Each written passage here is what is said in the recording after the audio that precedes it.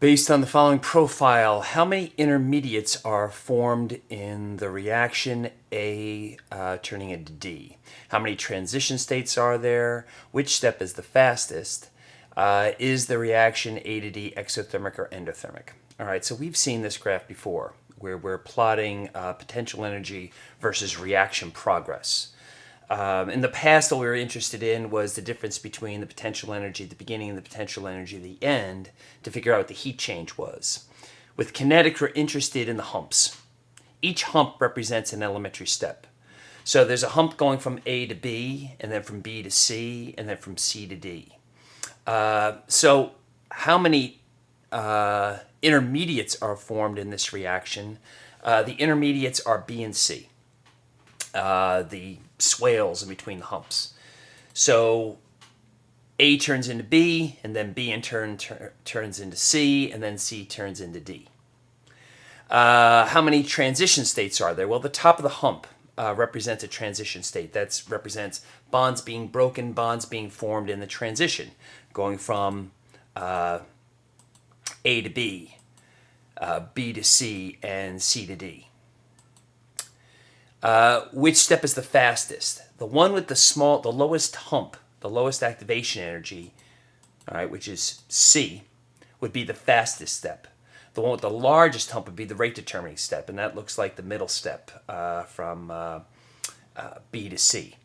So the fastest step would be C to D. The slowest step would be from B to C, the rate determining step. Is this reaction endothermic or exothermic? All right, so this is how we used to use this chart or this graph.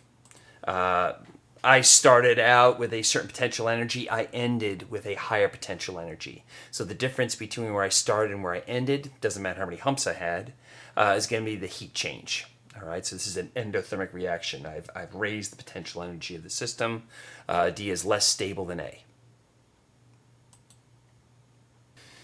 The following mechanism has been proposed for the gas phase reaction between hydrogen and iodine chloride.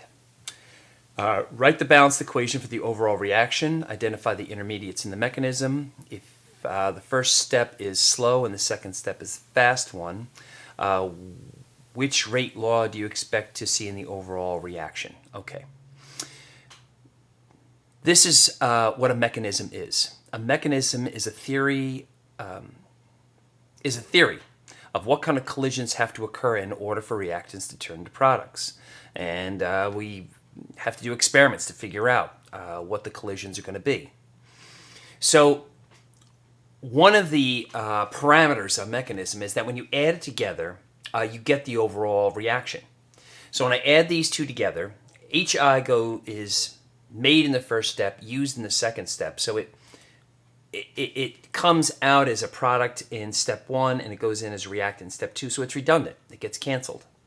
And I end up with 1 mole of hydrogen reacting with 2 moles of iodine chloride to make iodine and 2 HCl's. Okay. The intermediate is the thing that's made in one step and used in the other. So that's the HI. All right. Hydrogen iodide is made in one step, used in the next step. So it's not part of the overall equation. It's not a reactant. It's not a product. It's an intermediate. It's the product of one of the collisions during the reaction. If the first step is the slow step, that's the rate determining step. And the rate determining step, the rate law for the elementary step that represents the rate determining step has to match the experimentally determined rate law for the overall reaction.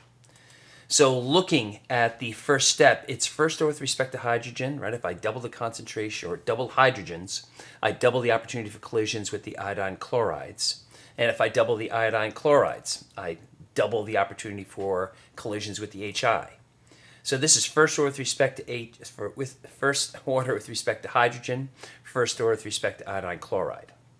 All right, so this is how this is what a mechanism is, right? When I add these series of steps together, I get the overall equation, and the slow steps rate law has to match the experimentally determined rate law for the overall reaction.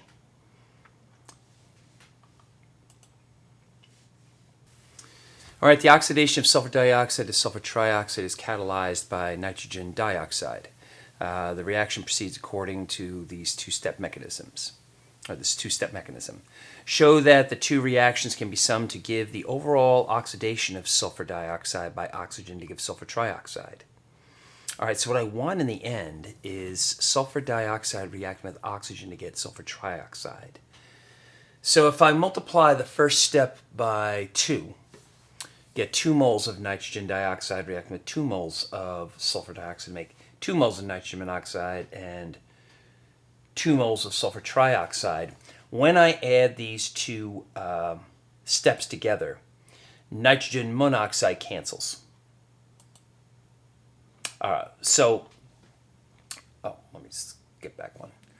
I want this. I want it so that it comes out that oxygen's reacting with sulfur dioxide to make sulfur trioxide. So nitrogen monoxide must be an intermediate, right? It has to cancel. I have to have 2 moles of nitrogen monoxide to cancel the 2 moles of the nitrogen monoxide in the second step. So I get the overall equation that I want, right, which is sulfur dioxide reacting with oxygen to make sulfur trioxide. Nitrogen dioxide, also, I have to have the same number of NO2s going in as coming out. That's the definition of a catalyst, right? It has to cancel at the end. So when I add these two equations together, the 2 moles of catalyst going in, I have to have 2 moles of catalyst coming out. Otherwise, it's not a catalyst. It's going to show up as a product. So a catalyst can't be a reactant. It can't be a product. It has to go in as a reactant, come out as a product, and cancel. So C. There we are. Why do we consider it a catalyst, not an intermediate? Because it goes in as a reactant, comes out as a product, whereas an intermediate is made in one step. Nitrogen monoxide is made in the first step and used in the second step. Okay, so that's the difference in definition. C, this is an example of homogeneous catalyst, or is it an example of a homogeneous catalyst or a heterogeneous catalyst? Homogeneous catalysts are in the same phase as the reactant. So this is a homogeneous catalyst. So it's a gas, and the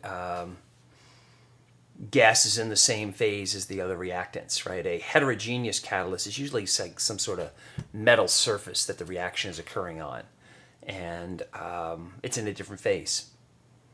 So like at a catalytic converter, you have a platinum plate that the reaction occurs on, right? And that weakens the bonds. So when the catalyst is in the same phase as the reactants and the products, it's a homogeneous catalyst.